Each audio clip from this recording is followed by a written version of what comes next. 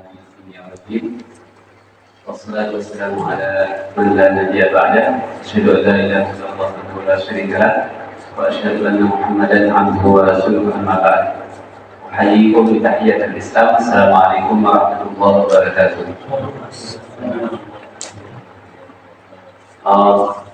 Alhamdulillah disebutkan Allah SWT sampai hingga saat ini atau pada kesempatan ini kita diberikan kesehatan, luangan waktu untuk saling mengingatkan terkait dengan bagaimana awal mula Islam ini muncul. Pada kajian sebelumnya atau kesempatan sebelumnya kita pernah membahas terkait dengan awal-awal dakwah yang dirintis oleh Rasulullah SAW. Yang intinya adalah atau di paragraf terakhir mungkin bisa kita simpulkan atau kesimpulan yang diambil oleh para ulama sejarawan bahwa sistem kabilah Arab semestinya menguntungkan dakwah Rasulullah SAW dari satu aspek atau dari satu sisi, bahwa mirip-mirip dengan sistem kerajaan di Jawa atau di Nusantara. Saat satu kepala suku masuk Islam, seharusnya semua anggota sukunya itu akan masuk Islam.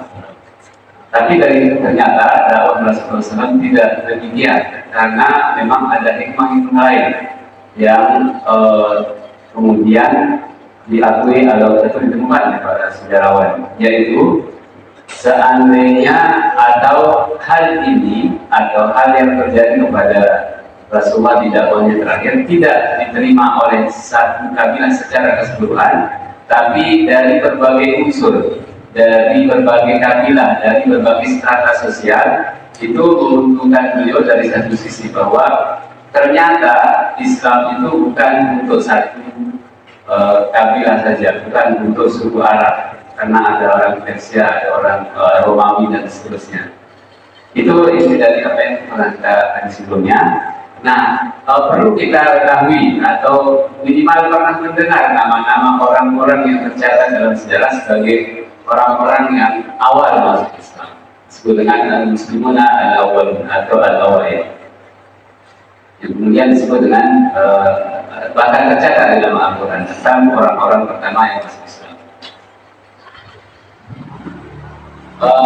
Pernahkah kita misalnya mendengar Zubair bin Awwam, kemudian nama-nama lain, kemudian Ammar, tentu tidak asing kalau Ammar bin Yasir, atau misalnya Zaid bin Harithah.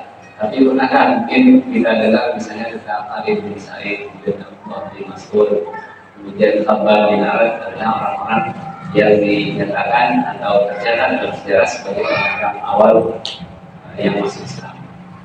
Nah, kita mulai dari di halaman 133 dari Al-Qur'an Al-Mari, Sirah An-Nabawiyah As-Sahihah.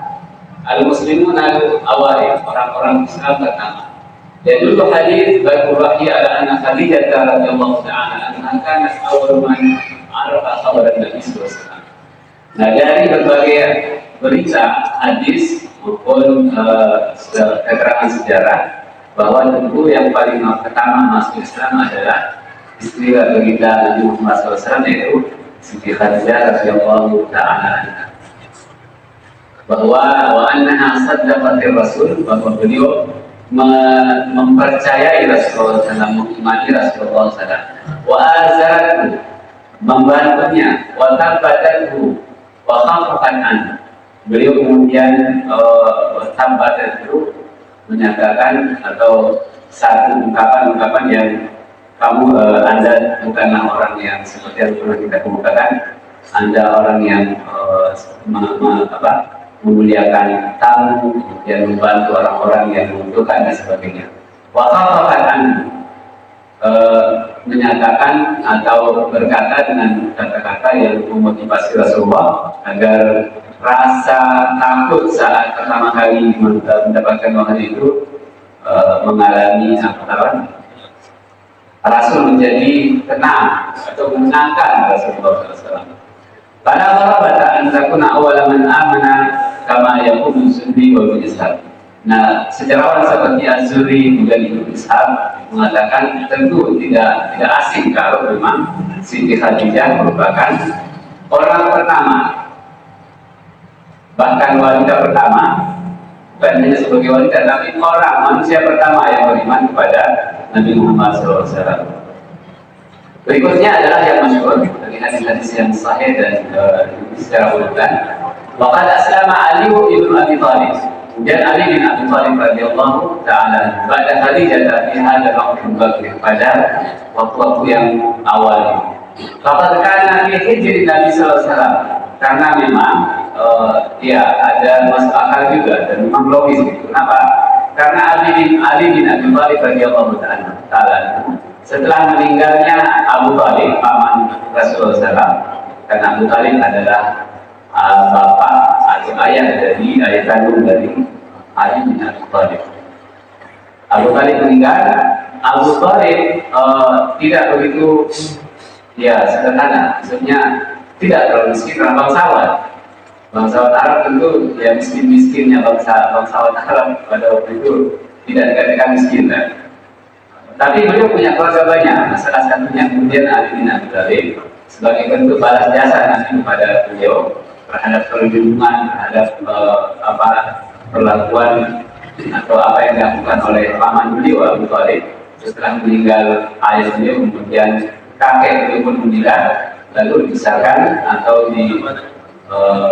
ngomong ya bahasa Jawa itu ngomong apa itu oleh paman beliau Abu Thalib. Itu sebagai bentuk balas jasa. Tentu yang orang pertama yang masuk Islam adalah dari keluarga beliau, termasuk Ali bin Abi Thalib. Namun ada berbagai berita tentang keislaman Ali bin Abi Thalib ini yang perlu kita kritisi menurut Al-Ramadiyah Umari. Ma'unatan Rasulullah di Abi Thalib orang dan Yamin sebagai bentuk balas jasa. Faqad kana Khalil al-Mal kafiran dia. Beliau Abu Thalib orang yang tidak begitu banyak harta, yang tidak terlalu kaya, tapi juga banyak keluarganya. Bahkan awal mensyukuri Islaman. Nah ini beliau menyatakan dia berdasarkan hadis-hadis yang ada. Laki-laki pertama yang masuk Islam adalah itu Ali bin Abi Thalib. Tapi nanti ada pernyataan lain tentang Abu Bakar dan seterusnya. Bisa jadi mungkin dari kalangan yang belum dikatakan sebagai laki-laki kecil, anak kecil pertama yang masuk Islam, Ali bin Abi Thalib. Riwayat-riwayat yang banyak diriwayatkan misalnya di momen-momen Maulid Nabi dan seterusnya, itu banyak riwayat yang wahya bersifat asumsi, hanya berita-berita gitu, tanpa dasar. Al-mawdu'an yang karang-karang. Misalnya begini, bahwa Ali bin Abi Thalib itu masuk Islam pada hari Senin, ada yang mengatakan pada hari Selasa, ada yang mengatakan beliau sholat setelah masuk Islam itu orang yang pertama kali melakukan sholat setelah Rasulullah dan dia adalah Ali bin Abi Thalib. Itu tidak masuk akal karena tahun pertama sholat belum tahun pertama maksudnya ini wahyuan itu kan belum ada perintah sholat. Misalnya Rasulullah atau haula tahliyah Islam, hari keislaman beliau ada yang memberitakan bahwa pada hari Selasa langsung sholat pada Rasul, atau setelah 3 hari Rasul mendapatkan wahyu, atau setelah 1 hari setelah dia masuk Islam. Wa annahu shalla qabla al-muslimin al-akhirin 7 sinin, bahwa Ali bin Abi Thalib itu sholat 7 tahun sebelum yang lain-lainnya sholat. Itu riwayat-riwayat yang tanpa dasar atau dasarnya tapi dasar yang hanya asumsi karangan, riwayat-riwayat yang bersifat karangan. Wa qada'u Ali radhiyallahu ta'ala anhu fasabidah katsiratun. Nah nanti kalau ingin mendalami tentang siapa Ali bin Abi Thalib, bagaimana peran beliau dan seterusnya, ada khusus terkait dengan itu hadis disebut atau di bawah judul Fadhail Ali atau manaqib Ali bin Abi Thalib. Semua para sahabat yang besar-besar, terutama Khulafaur Rasyidun, itu ada manaqibnya sendiri, sejarah atau riwayat hidupnya. Nah, tidak perlu terlalu memaksa diri untuk mengagung-agungkan beliau lebih dari kapasitasnya. Itu maksudnya atau dia kemari untuk mengungkapkan riwayat-riwayat yang sebenarnya tidak ada dasarnya. Berikutnya adalah Abu Bakar. Wa amma Abu Bakar radhiyallahu taala anhu, faqad istanbata ilmu kathir min haditsin sahih. Nah, berdasarkan hadis-hadis yang dikumpulkan oleh Ibnu Katsir, Ibnu Katsir ini mufasir yang punya tafsir yang paling masyhur di seluruh dunia. Itu beliau mengambil satu kesimpulan dari berbagai hadis bahwa Abu Bakar adalah laki-laki dewasa pertama yang masuk Islam. Di antaranya adalah Innallaha ba'atsani ilaikum. Ada hadis ungkapan Rasulullah SAW yang menyatakan Innallaha qad ba'atsani ilaikum, bahwa Allah SWT mengutusku pada kalian semua. Fakultum kadalta. Lalu kalian oleh orang Quraisy mengatakan bahwa saya ini bohong, saya ini orang kafir, bohong. Waqala Abu Bakar, sementara Abu Bakar mengatakan sadaq, apapun yang dikatakan oleh Nabi Muhammad SAW, beliau adalah orang yang jujur, maka itu sahih, betul apa adanya. Beliau mengimani apapun yang dikatakan oleh Nabi Muhammad SAW dan Abu Bakar radhiyallahu taala. Karena memang sejak dari masa kanak-kanak hingga umur 40 tahun sampai Rasulullah Madinah itu selalu bersama. Kalau bahasa anak-anak itu destinya kemanapun, dimanapun, apapun yang dibutuhkan oleh Nabi Muhammad SAW, Abu Bakar tahu. Sadaq, beliau membenarkan wawasani binafsihi wa mali, beliau membantu aku dengan dirinya sendiri dan harta bendanya. Innahu awalun nas, ini poinnya. Innahu, masih sabda Rasulullah, innahu awalun nas islaman, beliau adalah orang pertama yang masuk Islam, maksudnya dari laki-laki dewasa.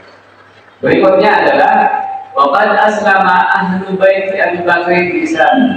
Nah, karena Abu Bakar sebagai kepala keluarga, maka semua anggota keluarga beliau juga masuk Islam. Qalat Aisyah radhiyallahu taala anha, Aisyah yang kemudian nanti setelah beliau hijrah di Madinah atau berkondisi di Madinah, Rasul kemudian bersama Aisyah karena ditinggalkan sebelumnya. La aqil abawiyya illa wa huma yadinan jin. Saya saat itu belum terpaham lama aqil. Abawiyya, dua orang tua saya itu yang saya tahu, keduanya ibu dan bapak saya itu menganut satu agama. Ini satu poin yang jarang diungkapkan oleh para Islamolog atau ya, untuk mengkantar orang-orang yang mengatakan Rasulullah menikahi Khadijah dalam umur yang sangat mulia sekali. Bisa jadi pernikahannya iya, tapi beliau, saya bayangkan, Rasulullah mendapatkan wahyu sejak umur berapa tahun? 40 tahun. Berapa tahun tinggal di Makkah? Atau dakwahnya di Makkah? 13 tahun. Siti Aisyah radhiyallahu ta'ala sudah tahu bahwa ayah beliau, Abu Bakar dan ibu beliau itu menganut satu agama, agamanya Nabi Muhammad SAW. Berarti beliau sudah ada. Kira-kira umuran anak SD, kan sudah pantas, sudah bisa membayangkan, sudah bisa mengingat sesuatu yang pernah beliau alami semasa di Mekah. Nah, kalau misalnya itu berarti kan sudah kira-kira di bawah 10 tahun, kan? Di bawah 10 tahun. Kalau misalnya ditambah dengan 10 tahun, 13 tahun masa dakwah Rasulullah SAW, kira-kira berapa umur Siti Aisyah? Belasan tahun. Jadi memang memperkuat argumentasi sementara kalangan yang mengatakan bahwa umur Siti Aisyah saat bersama Rasulullah di Madinah itu sudah mencapai umur balik atau 15-an tahun, 16-an tahun. Memang di kalangan para perawi atau para penutup mengatakan, dan itu menjadi orang-orang Kristen atau orang-orang yang Islamophobia Mereka kira menjadi titik masuk gitu, untuk mengatakan bahwa Muhammad, mereka ya, asal mereka adalah seorang yang apa sih, menyuka anak-anak itu apa sih, pedofil, pedofil gitu. Nah, itu ya, itu masih setia. Dulu Rasulullah mengatakan, dikatakan sebagai orang yang kerasukan jin, orang yang gila dan seterusnya. Masuk sampai saat ini ada yang mengatakan seperti itu. Jadi saya kira ini poin penting juga ya, kita menemukan di sini bahwa Siti Aisyah radhiyallahu taala anha bukanlah anak-anak yang dibawa kumpul saat bersama. Bisa jadi pernikahannya belum balik, bisa jadi, tapi beliau berkumpul bersama Rasulullah saat di Madinah. Baik, kemudian wadahab az-Zuhri ila anna awalan nas islaman huwa Zaid bin Harithah. Ada pendapat lain, misalnya Imam Zuhri menyebut Zaid bin Harithah. Siapa yang tahu Zaid bin Harithah? Siapa yang ingat? Zaid bin Harithah. Atau nggak pernah dengar? Ini orang-orang yang perlu ada dalam ingatan kita. Siapa orang-orang yang disebutkan sebagai orang-orang? Zaid bin Harithah itu tawanan perang karena antar kabilah Arab sebelum Rasulullah mendakwakan atau mendapatkan wahyu. Itu salah satu yang menjadi tawanan adalah Zaid bin Harithah. Beliau orang Arab, tapi dia baru senang. Kemudian menjadi tawanan diperjualbelikan di pasar tua, pasar Buddha. Lalu dibeli oleh Khadijah, kemudian dimerdekakan dan dihadirkan kepada baginda Nabi Muhammad SAW. Sama dengan Maisarah. Maisarah bukan perempuan. Beliau Maisarah adalah budak, atau awalnya sebagai budak dan di Khadijah, lalu dimerdekakan, kemudian diberikan kepada Nabi Muhammad SAW sebagai pembantu. Maisarah ini membantu Rasulullah saat dagang ke Syria, ke Yaman, ke beberapa tempat. Maisarah ya, bukan perempuan. Kalau di kita, terutama di banyak memang Maisarah itu di Madura. Maisarah, main, bukan panggil main. Itu pasti perempuan. Baik, kita kembali di sini bahwa menurut Az-Zuhri, satu riwayat yang diriwayatkan oleh Imam Zuhri, dia juga sejarawan dan ahli hadis, bahwa laki-laki pertama yang masuk Islam adalah Zaid bin Harithah, karena beliau adalah pembantu di rumah Nabi Muhammad SAW. Maula Rasulullah, bantu beliau, atau ini budaknya awalnya budak. Wa nazara li aqwali Zuhri fi anna awal man aslama Khadijah pada annahu Ania atau anna Zaidan awal man aslama Khadijah. Menurut Az-Zuhri, orang pertama dia mengesampingkan melihat tentang Siti Khadijah, kemudian Abu Bakar, kemudian Ali. Yang barangkali maksud beliau adalah karena memang tidak menyebutkan Siti Khadijah, yang dimaksudkan barangkali ada dari kalangan laki-laki dewasa. Menurut Imam Az-Zuhri, waqad tanalat muhawalat taufiq wal jami' fi muddatin. Jadi kita menyimpulkan di awal, nanti akan kita sebutkan beberapa nama yang lain yang masing-masing sahabat mengaku bahwa beliaulah nomor sekian Islamnya. Si A mengatakan beliau dari awal masuk Islam, ada yang mengatakan saya orang ke-6 dan seterusnya. Kita membukakan kesimpulan pada sejarawan atau khususnya Al-Rabi'ah Al-Mari terkait dengan hal ini. Kenapa para sahabat mengatakan mereka lah orang-orang yang awal, sementara banyak sahabat, terutama dari kalangan muda yang masuk Islam? Ada yang mengatakan saya ketiga, ada yang mengatakan saya keempat, ada yang mengatakan saya keenam dan seterusnya. Nah, ini menunjukkan bahwa memang saat itu situasinya adalah tidak banyak orang yang saling tahu tentang keislamannya. Ada yang bertemu di padang pasir saat ada pengembala kambing, lalu bertemu Rasulullah dan Abu Bakar, lalu mengatakan saya orang pertama yang masuk Islam bersama Rasulullah, karena saya langsung dengar dari Rasulullah.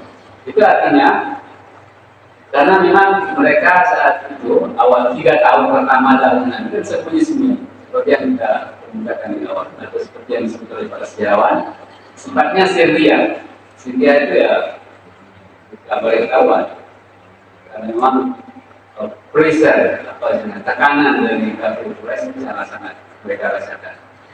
Nah, ini yang menyebabkan para sahabat mengklaim dirinya bahwa saya kesekian, saya kesekian. Sah-sah saja menurut para sejarawan, karena memang itu situasinya. Mereka menganggap dirinya adalah orang yang kesekian. Yang jelas adalah nama-nama seperti kita sebutkan di sini.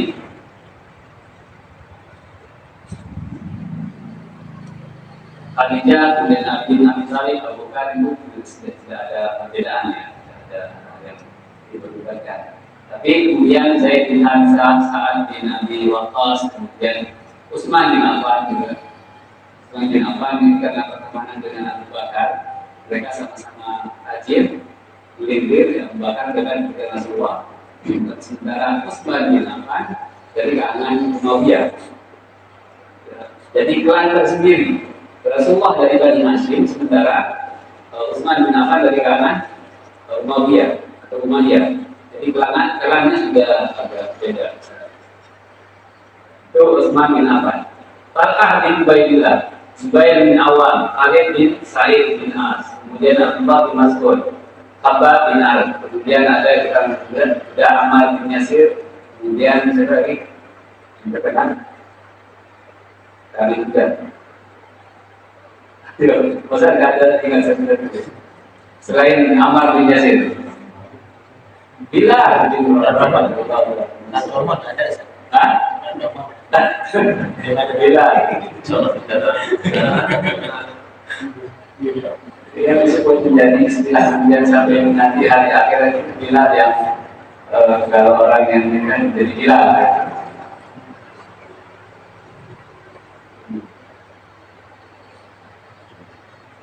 Baik, kalau kita lanjutkan pada sini.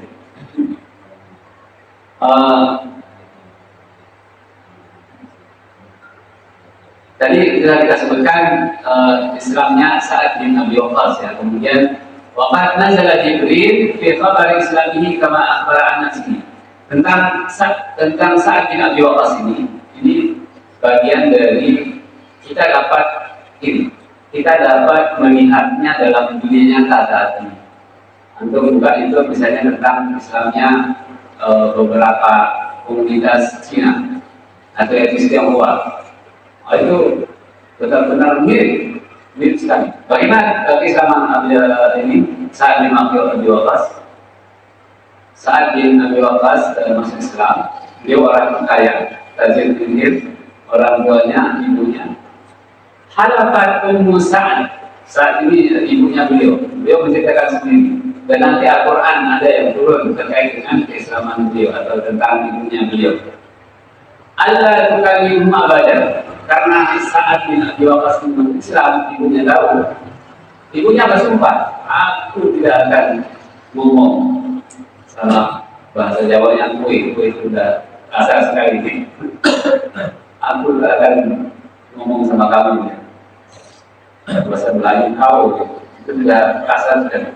Hatta yang kurabidin, sampai di saat ini kafir ya, kembali kepada kafiran. Wala ta'kul wala tashrab, tidak akan makan minum. Jadi mogok bicara dengan saat, mogok makan, mogok minum. Qala za'amta anna Allah ila ibunya berkata kepada Sa'ad, apakah kamu wahai Sa'ad mengira bahwa Allah memberikan wasiat kepada ayahmu dulu untuk kamu masuk Islam? Wasaka biwalidayka wa ana ummuka, pada saya ibumu. Apa ibumu ini? Sebenarnya wa ana amuruka bihad, saya yang menyuruhmu diperintah dari Muhammad SAW. Qala, lalu saat menceritakan kembali, maka setelah 1 jam, 3 hari tidak makan, tidak minum, hatta khasya 'alaiha minal juhdi, sampai kemudian pingsan beliau. Faqama ibnun laha yuqalu lahu Ammar fasaqaha. Lalu ada saudara beliau namanya Ammar. Saat punya saudara namanya Ammar. Itu yang mencoba memberi minum kepada ibunya. Faja'ala tad'u ala Sa'ad. Kemudian ibunya setelah siuman, bahkan bukan lain yang bisa, tapi mendoakan agar Sa'ad celaka. Da'a itu mendoakan agar celaka. Da'a tad'u ala Sa'ad fa anzalallahu azza wa jalla fil Qur'an hadhihi ayat. Lalu ayat itu turun. Wa wassayna al-insana biwalidayhi husna wa in jahadaka ala an tusyrika bi, dan seterusnya. Jadi ayat itu menunjukkan bagaimana seorang anak tetap harus berbakti, berbuat baik meskipun mereka benar-benar sangat benci, kecuali mengajak kepada kesyirikan tadi. Wa in jahadaka ala an tusyrika bi ma laysa laka bihi ilmun pada terima wasahimah ibunya ma'ruf. Wala beliau melanjutkan ceritanya saat bahkan ila awal an yuqimuha syadaru fa, jika mau karena masuk mogok tadi itu ibunya kalau mau dikasih makan itu mulut beliau di pakai tong asal itu tongkat, tapi sebenarnya dia nggak mungkin tongkat, jadi kayu dibuka itu ibunya, kemudian tadi tetap ada jalan agar apa air itu bisa ngalir. Summa aujalan, kemudian mereka memberi makan atau minum. Wal haditha tadullu ala salabati mawqifin mubin. Nah ini poinnya begini, bahwa peristiwa-peristiwa yang seperti ini terjadi pada Ammar bin Yasir, terjadi pada Bilal bin Rabah. Banyak, bahkan bukan hanya riwayat-riwayat yang tidak ada dasarnya, banyak dasarnya juga yang menceritakan bagaimana perjuangan mereka. Artinya tekanan secara psikis, kemudian perasaan, lebih-lebih kemudian perasaan terkait dengan keluarga, tekanan psikis dari lingkungan sekitar, itu menunjukkan bagaimana kokohnya para sahabat, orang-orang yang masuk Islam di awal dakwah Rasulullah. Allah kita cuma membayar tafsir al-aqib, yang menggabungkan artinya perasaan, kemudian wadal nafsi, tekanan psikis. Inna mawalis kita yang tahri wa quwwati ahyan. Sementara di sisi lain ada sahabat yang mendapatkan tekanan secara fisik, bukan hanya psikis, bukan hanya perasaan, tapi Ammar misalnya orang tuanya meninggal, bahkan ibunya konon dari kemaluannya benda tajam. Kemudian bapaknya bisa itu dibelah tulisan. Sementara Ammar juga bagian dari komunitas yang sisa, karena dari kalangan muda tidak bisa melawan dan seterusnya. Kita berubah juga akhirnya dimerdekakan oleh atau ditebus ya oleh Abu Bakar radhiyallahu taala yang menyelamatkan beliau. Walaqad aslama Utsman bin Affan. Utsman bin Affan juga masuk Islam di awal waktu. Walakin lam yasih qawluhu an nafsihi annahu rabi fil Islam. Meskipun beliau adalah khalifah ketiga dalam Islam, beliau pernah menyatakan diri sebagai orang yang keempat, urutan keempat. Tapi oleh dari sekian hadis yang menunjukkan ada persedawan itu membantah bahwa kesalahan tentang peran beliau. Bisa saja para sahabat mungkin analisanya seperti itu, bahwa memang saat itu keadaannya bisa jadi para sahabat menjadi sebagai setia, karena memang sembunyi-sembunyikan. Jadi beliau pernah menyatakan ini bahwa Utsman bin Affan masuk orang ketiga atau keempat. Waqad aslama Talhah bin Ubaidillah, banyak cerita, lakin tafsiru khabar Islami la tasih. Cerita-cerita tentang detail bagaimana beliau Talhah bin Ubaidillah yang masuk Islam itu banyak yang tidak sah. Kalau ada para pengkaji atau tuan guru juga ada yang disampaikan betul. Tapi kalau ada yang secara detail mengatakan seperti itu biasanya dari karangan, dari buatan-buatan. Wa aslama Zubair bin Awam, kemudian Zubair bin Awam dan seterusnya. Ada yang meriwayatkan bahwa beliau masuk Islam itu pada umur yang sangat ini ya, sangat kecil, sawir. Ibnu Tuhi riwayat Ibnu Sa'id Urwah ini anak dari Zubair. Istrinya kedua siapa? Zubair bin Awam. Alladzi lam yudrik riwayah an abihi, yang sebenarnya Urwah ini meskipun ayah beliau adalah Zubair, orang yang pertama masuk Islam, tapi tidak saat ayahnya meninggal itu Urwah ini sisir. Nanti Urwah ini yang kemudian pada saat fitnah atau cobaan datang ke kaum muslimin banyak, itu yang disalib di Ka'bah oleh tentara Yazid karena beliau berpihak pada kelompok Ali bin Abi Thalib atau Husain dan Hasan. Atau pada saat tertentu beliau memproklamirkan diri sebagai amir di orang Ka'bah. Itu akhirnya disebut oleh siapa namanya, anaknya Muawiyah pada saat menjadi fitnah antara kaum muslimin. Di anak Islam kama wa huwa shaghirun ibnu tamani sini, anak beliau Talha meriwayatkan, yaitu Urwah meriwayatkan bahwa bapak beliau saat masuk Islam itu umurnya sama di sini 8 tahun. Akan tetapi cucunya mengklaim bahwa Urwah itu Talha itu masuk Islam pada umur sittata asyarata sanah. Sittata asyarata sanah berapa itu? 16 tahun. Yang jelas Urwah atau Talha ya, Talha beliau adalah termasuk orang pertama yang masuk Islam.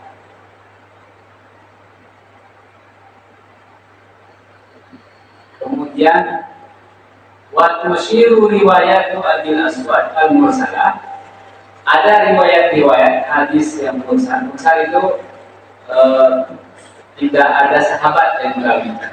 Jadi tabi'in, berita atau hadis atau riwayat yang diucapkan langsung pertama kali riwayat itu muncul dari tabi'in, berarti itu disebutnya mursal karena tidak ada sahabat yang menyebutkan riwayat. Wa tusyiru riwayat Abil Aswad al-Mursalah, riwayat dari Abu Aswad yang mursal ya, kategori mursal, ila ta'dhibi ammi Zubair lahu binar, bahwa paman Zubair bin Awam saat beliau masuk Islam itu disiksa oleh pamannya binar dengan api karena keislaman beliau. Ini lagi-lagi kita menemukan bahwa tadi para sahabat itu selain tekanan goncangan perasaan, kemudian tekanan psikis, juga ada tekanan fisik yang diterima dan seterusnya. Kemudian wa mimman bakar, termasuk orang yang awal masuk Islam adalah Khalid bin Sa'id bin As. Khalid bin Sa'id bin As. Terkait dengan lagi-lagi hal yang terkait dengan rinci seperti apa, bagaimana, dan riwayat-riwayat yang meriwayatkan secara persis itu biasanya tidak sahih riwayat. Wa Abdullah bin Mas'ud haitsu hatta khabar Islam ini, Abdullah bin Mas'ud memberitakan sendiri keislaman beliau. Kuntu ghulaman yafi'an, ini beliau barangkali dari riwayat ini kesannya adalah Islamnya itu saat Rasulullah hijrah dari Mekah ke Madinah. Tidak bisa dibilang sebagai awal-awal karena Rasulullah hijrahnya setelah belasan tahun. Tapi masuk dalam kategori awalnya karena ada riwayat lain yang menceritakan bahwa beliau masuk Islam saat di momen yang berbeda. Tapi salah satu riwayat atau berita yang sampai kemudian kepada kita, beliau menceritakan sendiri bahwa beliau Islam saat Nabi berada di padang pasir atau saat dalam perjalanan. Kesannya, mari kita baca. Untuk ulama yakin, saya saat itu seorang yang sudah akil balik. Ulama yakin itu orang yang sudah masuk dewasa, laki-laki, sudah dianggap mau masuk dewasa.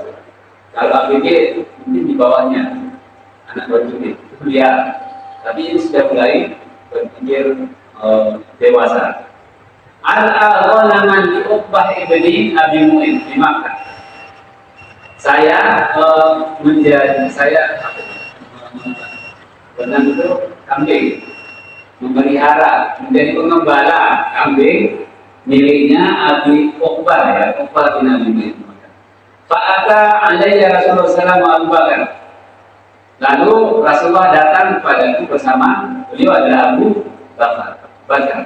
Waqad haram minal musyrikin, saat itu beliau lari dari orang-orang musyrik. Faqala ya gulam, Rasulullah berkata, wahai laki-laki. Gulam itu sebenarnya lebih tepatnya untuk bisa budak, bisa anak kecil. Mungkin posisi beliau saat ini sebagai budak, ya. Gulam, ya gulam, hal indah kalaban taskina. Wahai budak. Budak bahasa Melayu itu kan anak kecil. Tapi kalau budak yang anak kecil itu hamba saya. Budak mana kau? Orang mana kau? Enak, mana? Apakah ada susu yang bisa kamu berikan kepada kami? Untuk saya mau berkata, ini kata Abdullah bin Mas'ud. Ini mu'tamanun walastu bisa fiikuman. Saya orang yang diberi amanah. Saya tidak bisa. Beliau pengembala.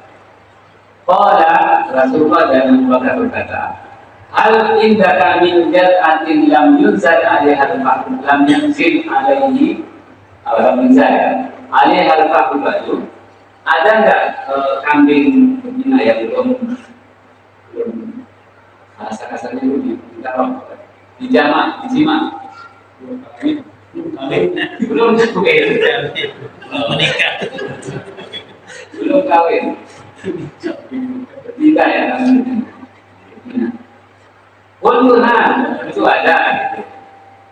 Mungkin saat itu beliau tidak tahu bahwa itu Rasulullah SAW. Pak Atai itu dia, lalu saya menjelaskannya. Pak Tawalah Abu Bakar, lalu Abu Bakar memberikannya. Wa aqadha Rasulullah SAW al-dir'a qada'a. Lalu Rasulullah mengusap-usap susunya, susu kambing. Pada lalu beliau berdoa, fa'afalah darah.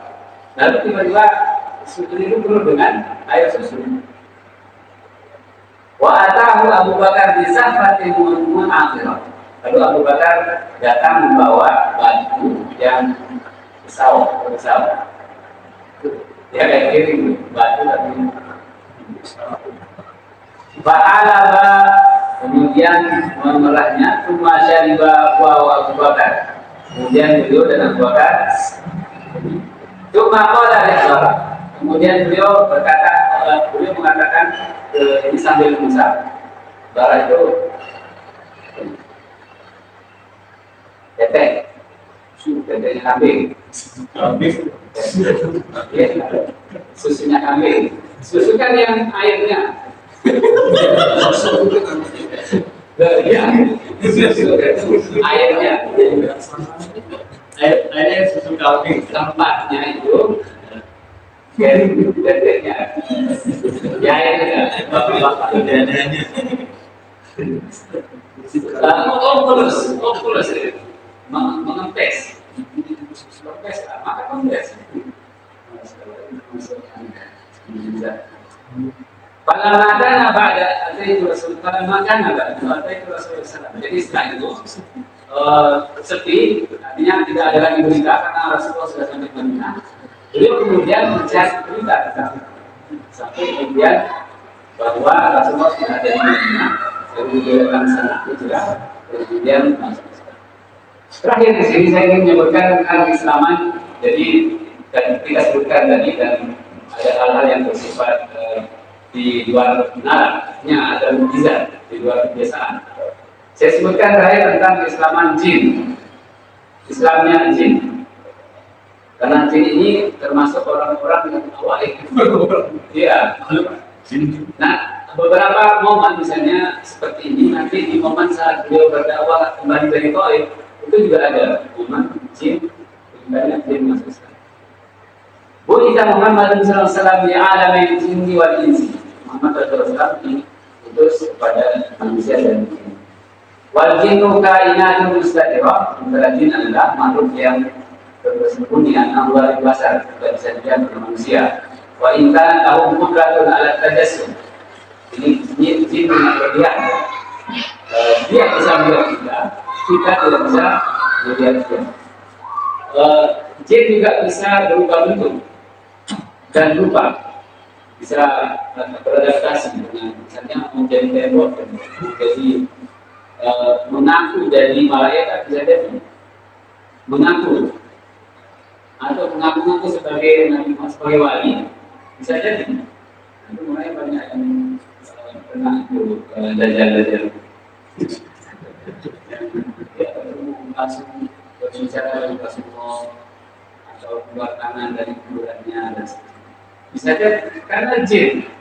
Nah, kalau kita, makanya saya sangat senang dan biar itu bangkit kembali.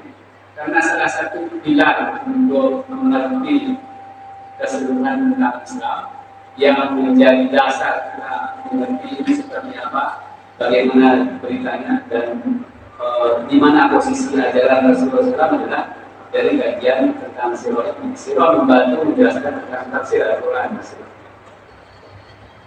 Mari kita kembali dari sini. Binahratik askal yang mutlak berbagai bentuk ya, sini ada kemampuan di sana. Ya dulu Al-Quran wa Sunnah ala anna nafar minal jin. Al-Quran baik Sunnah menjelaskan tentang itu bahwa sekelompok jin ra'au Rasulullah SAW binahratin amidan, bersandar. Suatu saat Rasulullah bersandar pada satu pohon kurma.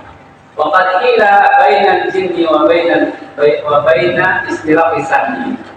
Nah, di langit ini sebenarnya atau alam jin itu tidak sebatas alam dunia, tapi mereka alam bumi gitu. Tapi mereka juga bisa hidup. Nah, wahyu saat turun wahyu itu ada penghalang antara jin, karena jin nanti ada iblis juga bagian dari jin atau dari nabi. Ada yang membatasi untuk wahyu itu turun, kemudian tidak sampai masuk ke alamnya jin. Itu setiap wahyu turun ada api yang menyambar pendengaran mereka atau penglihatan mereka sehingga tidak bisa istilahnya itu nyopet apa itu wahyu nanti lalu disampaikan ke yang lain misalnya atau digunakan ke yang lain.